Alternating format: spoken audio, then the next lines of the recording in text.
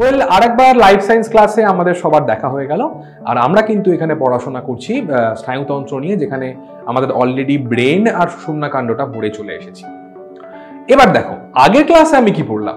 আগের ক্লাসে কিন্তু আমি তোমাদের পড়ালাম যে সুষুম্না কাণ্ডের স্ট্রাকচার কি, তার কাজ কি। আর কাজ বলতে গিয়ে কিন্তু আমি বলেছিলাম যে প্রান্তীয় স্নায়ুতন্ত্রের মধ্যে যে সুষুম্না স্নায়ুগুলো আছে, মানে 31 জোড়া সুষুম্না স্নায়ু, তাদের স্নায়ুস্পন্দনকে কন্ট্রোল করে কিন্তু এই সুষুম্না কাণ্ড। এখন এটা কিন্তু আমি এই ওভারঅল একটা আউটলাইন দিয়ে বেরিয়ে চলে এসেছিলাম। আজকে এই যে আউটলাইনটা বলেছিলাম, যে কাজ যেটা বলেছিলাম, সেই অ্যাকচুয়াল কি কাজ করে তার রহস্য ভেদ করব এই ক্লাসে। তাহলে চলো একটু দেখে নেওয়া যাক। আজকে আমরা পড়তে চলেছি যে প্রতিবর্ত ক্রিয়ার কথা, যাকে ইংলিশে বলা হয় রিফ্লেক্স অ্যাকশন। কি রকম? চলো কয়েকটা উদাহরণ দিই, বুঝতে পারবে আর কি। ধরো লোডশেডিং হয়ে গেছে, তুমি বাড়িতে মোমবাতি খুঁজে পাচ্ছ না, চারিদিকে ঘুটঘুটে অন্ধকার। এমন সময় তোমার ভাই বা বোন এসে তোমার চোখে জোরে টর্চের লাইট ফেললো। তুমি কি বলবে? উফ, কি জোর লাইট বলে সঙ্গে সঙ্গে চোখটা বুজে ফেলবে। স্বাভাবিক ব্যাপার, হয়েই থাকে কারো না কারো বাড়িতে, হয়েছে অবশ্যই। তার সাথে যদি আরো একটা উদাহরণ দিই, ধরো তুমি মাঠে খেলতে যাচ্ছ, ফুটবল খেলছো, একটা শট তুলতে যাবে, হঠাৎ করে তোমার পায়ে কি একটা ফুটলো, সঙ্গে সঙ্গে কি হবে? তুমি কিন্তু পাটা তুলে ফেলবে, তুলে দেখবে যে কি ফুটেছে। তার পাশাপাশি কি হলো, ধরে নাও তোমার কানের পাশে জোরে একটা আওয়াজ হলো, খুব জোরে, হঠাৎ করে, তখন তুমি কিন্তু সঙ্গে সঙ্গে কানে হাত চাপা দেবে। এবার দেখো, এই যে তিনটে উদাহরণ দিলাম, মানে সঙ্গে সঙ্গে চোখ বুজে ফেলা, সঙ্গে সঙ্গে পা তুলে নেওয়া মাটি থেকে, বা সঙ্গে সঙ্গে এই কানে হাত চাপা দেওয়া, এই জিনিসগুলো করতে কতক্ষণ সময় লাগে একটু ভেবে দেখো তো। খুবই সামান্য, মানে খুব কুইক হয়, মানে চোখের পলকে বা মুহূর্তের মধ্যে হয়। তাহলে এইটাকে বলা হয় রিফ্লেক্স। মানে ধরো মাঝে মাঝে ঝগড়া হচ্ছে বা খুব কথা কাটাকাটি হচ্ছে, এমন সময় হয়তো অনেক এরকম হয়ে থাকে, আমার সাথে তো হয়েই থাকে, আমার বন্ধু বান্ধবের সাথে, যে একটা কোনো কথা বলে ফেললাম, সেটা নিয়ে হয়তো আমাদের মধ্যে আবার মন কষাকষি হচ্ছে। তখন আমরা বলি না, বা তোমরা হয়তো বলো যে ওটা ইচ্ছা করে বলেনি, রিফ্লেক্সে বেরিয়ে গেছে। এই যে রিফ্লেক্সে বেরিয়ে যাওয়া মানে কি? রিফ্লেক্সে বেরিয়ে যাওয়া মানে হঠাৎ করে হয়ে যাওয়া, খুব কুইকলি হয়ে যাওয়া, যেটা কি হয়, যেটা ভেবে চিনতে না বলা, তাই তো? ভেবে চিনতে না বলে রিফ্লেক্সে হঠাৎ করে বলে ফেলেছে। তাহলে এই যে উদাহরণগুলো দিলাম, এগুলো কিন্তু ভেবে চিনতে হলো না। মানে তোমার চোখে যখন খুব জোর আলো পড়বে, তুমি কি ভাববে যে হ্যাঁ এখন আলোটা পড়লো, তাহলে সেটা ব্রেন অ্যানালিসিস করুক, তাহলে আমাকে চোখটা বোঝা উচিত, তখন আমি চোখ বুঝবো। এরম কি হয়? এরম কিন্তু হয় না। আলো পড়লো, সঙ্গে সঙ্গে চোখ বুঝে ফেলবে। বা এরকমই পায়ে কাঁটা ফুটলো, সঙ্গে সঙ্গে পাটাকে উফ বলে তুলে ফেলবে। বা খুব জোর হঠাৎ করে আওয়াজ হলো, সঙ্গে সঙ্গে তুমি কানে চাপা দিলে। এইটাই হচ্ছে রিফ্লেক্স অ্যাকশন, বাংলায় বলা হয় প্রতিবর্ত ক্রিয়া। খুব কুইক কিন্তু এই কাজটা হয়। এবার দেখো, যেহেতু বললাম এই সবগুলো করতে কিন্তু ভাবনা চিন্তা করতে লাগে না, খুব কুইক হয়, তাহলে ভাবনা চিন্তার পোর্শনটা কে কন্ট্রোল করে? একটু ভেবে চিনতে বলো। অবশ্যই আমাদের ব্রেন কন্ট্রোল করবে। তাহলে ব্রেন দ্বারা কিন্তু এই সমস্ত অ্যাকশনগুলো বা এই স্পন্দনের যে সমস্ত প্রতিক্রিয়াগুলো কন্ট্রোল হয় না। কার দ্বারা কন্ট্রোল হবে? ওই যে বলেছিলাম সুষুম্না কাণ্ড যে কাজটা করে, অ্যাকচুয়ালি তাই। সুষুম্না কাণ্ড কিন্তু এই রিফ্লেক্স অ্যাকশনগুলোকে কন্ট্রোল করে, মানে প্রতিবর্ত ক্রিয়াগুলোকে কন্ট্রোল করে। এরকম হাজারো উদাহরণ কিন্তু আমাদের ডেইলি লাইফে দেখা যায়। এবার এই যে রিফ্লেক্সের কথাগুলো বললাম বা প্রতিবর্ত ক্রিয়ার কথাগুলো বললাম, তাহলে অ্যাকচুয়ালি যদি কিছু ক্যারেক্টারাইজ করি, কি বৈশিষ্ট্য কি হতে পারে? তাৎক্ষণিক, খুব কুইক হচ্ছে, ভাবনা চিন্তার দরকার পড়ছে না। নেক্সট কি হতে পারে? স্বতঃস্ফূর্ত, নিজে থেকেই হচ্ছে, কোনোভাবে আর কারো সাহায্যের দরকার পড়ছে না।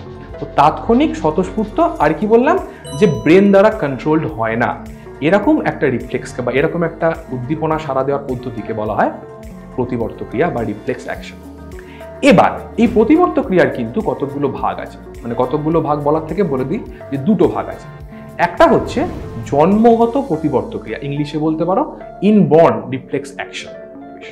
আর একটা কি? আর একটা হচ্ছে অর্জিত প্রতিবর্ত ক্রিয়া বা অ্যাকোয়ার্ড, মানে যেটা জন্মের পর অর্জন করতে হবে।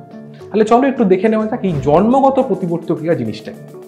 দেখো, কথার মধ্যেই কিন্তু মানেটা লুকিয়ে আছে। জন্মগত মানে একদম জন্ম থেকেই, মানে মায়ের পেট থেকে যখন আমরা বাইরে বেরিয়ে আসি বা ভূমিষ্ঠ হই, বা ইংলিশে বলতে পারো পার্চুরেশন হয়, সবকটার একই মানে, যে মায়ের পেট থেকে ভূমিষ্ঠ হওয়ার পর সঙ্গে সঙ্গে এই শিশুর মধ্যে কিন্তু এইরকম জন্মগত প্রতিবর্তকীয় দেখা যায়। কীরকম? যেমন হচ্ছে এই বাচ্চাদের বা একদম বেবিদের মায়ের দুধ খাওয়ার ইচ্ছা। এবার বেবিরা তো কোনো রকম রেসপন্সে সাড়া দিতে পারে না স্পেসিফিক্যালি, মানে তার যদি ভয় লাগে তাও সে কাঁদবে, তার পেটে যন্ত্রণা হলে তাও সে কাঁদবে, তার যদি কোনো রকম কনফিউশন হয় তাও সে কাঁদবে, সে যদি কিছু বলতে না পারে তাও সে কাঁদবে, সবেতেই সে কাঁদবে। আর ঠিক এই সময় যদি সে মায়ের বুকের দুধ পায় কি হবে? সঙ্গে সঙ্গে কিন্তু সে চুপ করে যাবে। এই যে মায়ের দুধ খাওয়ার যে ইচ্ছে, এইটা হচ্ছে জন্মগত প্রতিবর্তক্রিয়া। এই যে উদ্দীপনায় সাড়া দেওয়া বা চাহিদাটা, এটা হচ্ছে জন্মগত প্রতিবর্তক্রিয়া। আর কি হতে পারে? এই যে একটু আগে একটা উদাহরণ দিলাম যে চোখে লাইট পড়লো, তুমি যাও, তোমার যদি কোনো ভাই বা বোন থাকে বা তোমার বন্ধুর কোনো ভাই বা বোন থাকে, তুমি তার চোখের কাছে গিয়ে একটুখানি এটা করে এসো, দেখবে সঙ্গে সঙ্গে না সে চোখের পাতাটা বুঝে ফেলবে। এটা হলো জন্মগত প্রতিবর্তক্রিয়া। মানে তাকে কিন্তু শেখাতে হচ্ছে না যে আমি যখন টুস্কিটা মারবো তখন তুমি চোখের পাতা বুঝবে, ও কিন্তু অটোমেটিক এই কাজটা করবে। ঠিক সেরকমই আমাদের চোখে যখন খুব জোরে হঠাৎ করে আলো পড়ে তখন কিন্তু বাই অটোমেটিক আমরা কিন্তু চোখের পাতা বন্ধ করে নিই। এটাও কিন্তু জন্মগত, মানে আমাদের মা বাবার থেকে বা মার থেকেই বলা ভালো, এটা কিন্তু এসেছে জিনগত।